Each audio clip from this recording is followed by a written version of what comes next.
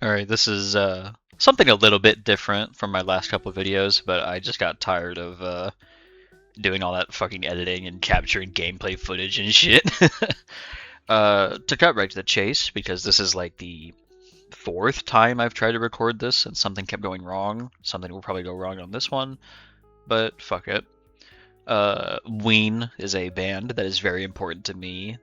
Their music has hugely influenced who I am as a person. And so today I just want to talk about them, talk about their albums, how I feel about them, yada yada. This will just be a simple tier list. I'll explain why I feel about the way I do about a thing. You know what a tier list is.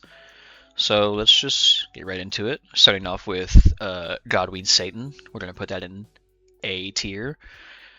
When I first started listening to Ween, I was not the biggest fan of the Brown era albums, which is Godween Satan, The Pod, and Pure Guava. I thought they were really like abrasive sounding albums, especially like Godween Satan. It felt like I they didn't want me to listen to them. They're really aggressive, abrasive, and I don't want to say it's an acquired taste because that sounds pretentious and douchey, but like it kind of is, especially Godwin Satan here. Um, it the reason I think I've been so enamored by it though is it's definitely the Brown era album that I've grown the most on. Like I said, I used to straight up dislike all these albums, but Godwin Satan is definitely the one that I've grown on the most, and I think it shows just how much Mickey and Aaron have grown as people and as musicians, just even through the course of the album, because this album is like a kind of a best of their early years, like their really early years before they even started doing albums and shit. And so to set an example, like Common Bitch and Birthday Boy are on this album, two very tonally and musically different songs. Like almost to the point that it's a little hard to believe that the same two guys that wrote Common Bitch are the same two guys that wrote Birthday Boy. I'm a little biased towards Birthday Boy. It's one of my favorite Ween songs. Just a really beautiful song that has to share an album with a lot of really juvenile songs. And that's not to say they're bad. They are just admittedly juvenile.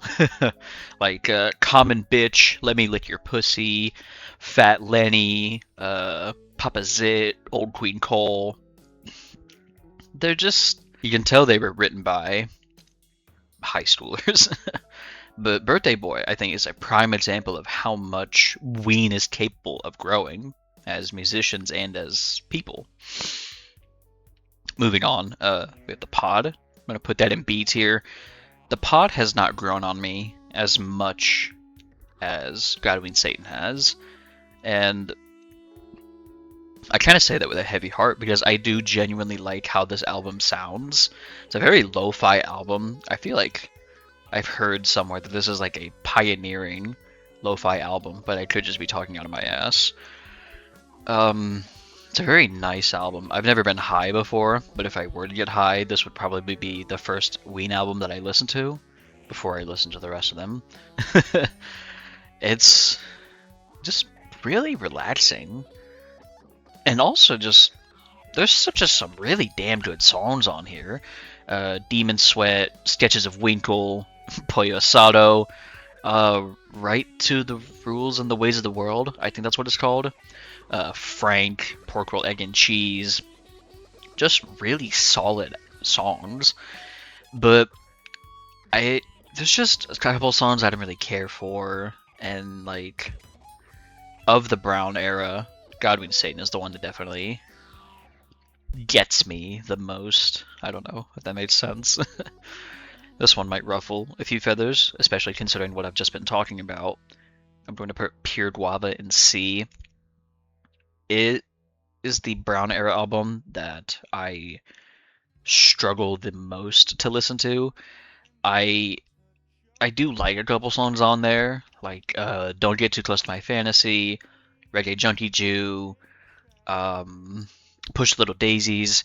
There are songs I like, but like it's I would say it's honestly the hardest Ween album to listen to, and I'm sure it'll grow on me over time as the other Brown era albums have, but I'm not there yet. I'm sure it'll change over time. All of my opinions on these albums are subject to change over time. That's just how living works. Moving on, we have our first studio album, Chocolate and Cheese. Just a really solid album overall. Very little fat on it. Like, there's nothing on this album that I honestly dislike. I don't think there's a bad song on this album, but also there's not a whole lot that really stands out to me. There's nothing that makes me go like, yeah, this is like defining what Ween is, you know? But there's a lot of really good songs on here. Take Me Away, Roses Are Free, Freedom of 76, Mr. Would You Please Help My Pony, Spinal Meningitis. Like, a lot of really good songs, but just nothing, like, essential. Not essential. Like, oh, you need to listen to this. If you don't like this song, you're not a Ween fan. I don't know. Moving on, we have 12 Golden Country Greats. I'm going to put that in B tier, which is a little shocking even to me because I like Ween, and especially in recent times, I've really become a fan of country music. So I feel like this album should be a slam dunk, but it just doesn't do it. It doesn't do a lot for me. There are songs I like. Um, Japanese Cowboy, Powder Blue, Piss Up a Rope. I'm Holding You is one of my absolute favorite Ween songs. Definitely like a top 10 Ween song at least. But it just doesn't really do a lot for me. I listen to the songs. I don't really ever listen to the album, if that makes sense. Like, I never want to sit down and be like, I want to sit down and listen to 12 Golden Country Greats. I am looking forward to the deluxe re-release they're doing in July, though. Hopefully it's in the same vein as the chocolate and cheese one. The chocolate and cheese one put me onto a lot of really good, like, obscure Ween songs that I didn't know about beforehand. Moving on, the Mollusk. Just fucking put the Mollusk in S tier. there's no even like pretense about it. It's just a fucking monstrously good album. Definitely Ween at their best. Well, let me rephrase this. It's just kind of insane how quickly Ween has grown to the point that they can write and record an album like this even just a few years after doing albums like Godwin Satan, The Pod, and Pure Guava. And while those albums have their merits, The Mollusk is just on a whole other level.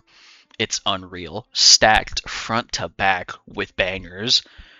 I'm Dancing in the Show Tonight, The Mollusk, The Golden Eel, The Blarney Stone, Ocean Man, which is probably one of their most important songs, Buckingham Green, She Wanted to Leave, Cold Blows the Wind. Um, fuck, what's that song called?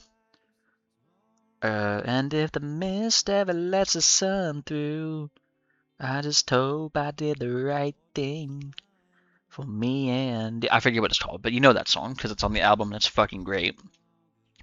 Um, there's really not a lot to say about this album that has not already been said, so just go fucking listen to it. It's great. White Pepper is probably the one that I struggled the most to rank. But I'm pretty confident now in my decision to put it in high B tier. These tiers are ordered, by the way. It's a high B. I was going like high B, low A, but White Pepper is definitely Ween at their most generic, I think. Like it's a really solid put together album, just like Chocolate and Cheese, but it's like if you put this on and didn't tell somebody that this was Ween, you could mistake this for like any other generic late 90s, early 2000s alt rock band. But whereas like Chocolate and Cheese, I think this is definitely a Ween album. It just there's good songs. I'm gonna say that about every album. There's good songs on here, but I don't really know how to talk about music. Um, like there's good songs on White Pepper. Back to Basom is one of my favorite Ween songs. The Grove, even if you don't. Stay Forever, Bananas and Blow. But it's just really generic. Like not that special, honestly. Moving on to Quebec. Just what is there to say about Quebec? Just a beautiful, emotional, gorgeous album. Front to back bangers. Ween at their best, just bar none. This is Ween in their prime. Emotionally, lyrically, musically.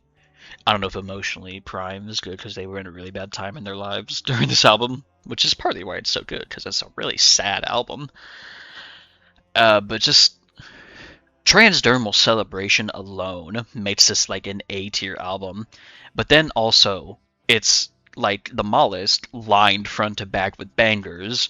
You've got So Many People in the Neighborhood, Happy Colored Marbles, Transdermal Celebration, It's Gonna Be a Long Night, Alkin Road, The Argus, I Don't Want It, If You Could Save Yourself.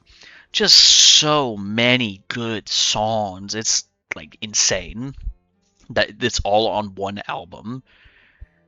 Quebec is honestly probably my personal favorite album, just period. And I don't have the words. Just go listen to Quebec and have your third eye opened. Shinola is kind of a weird album. I don't.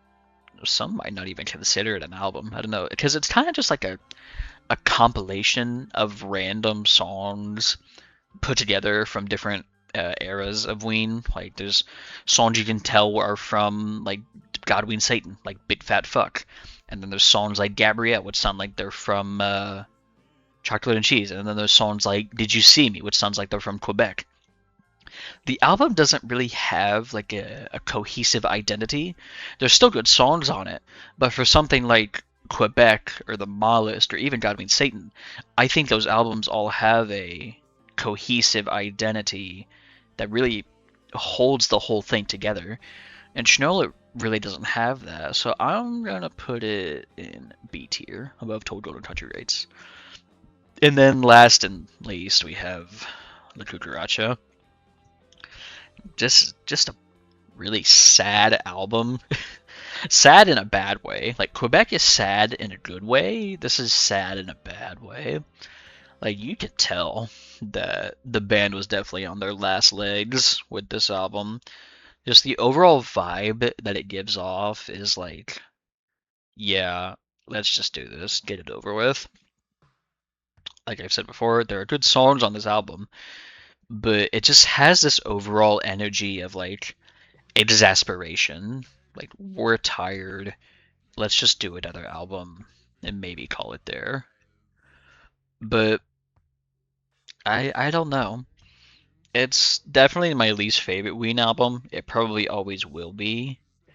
And that does kind of suck because there are songs I like. There's really good songs. Object, Sweetheart in the Summer, Learning to Love, Your Party, With My Own Bare Hands. Like there is good stuff on here, but it's just hard to ignore that feeling that the album gives me. You know, like it feels like this is the end. And considering that this album is almost 20 years old, there's probably not going to be anything else following this. So, but yeah, with that, that is my overall thoughts on every Ween album. If this doesn't record right, like the last couple times that I've tried to record this, I'm going to kill myself. But if you've made it this far in the video, thank you for watching, and let me know your thoughts on Ween albums, Ween songs, all that good business down in the comments. And yeah, good night.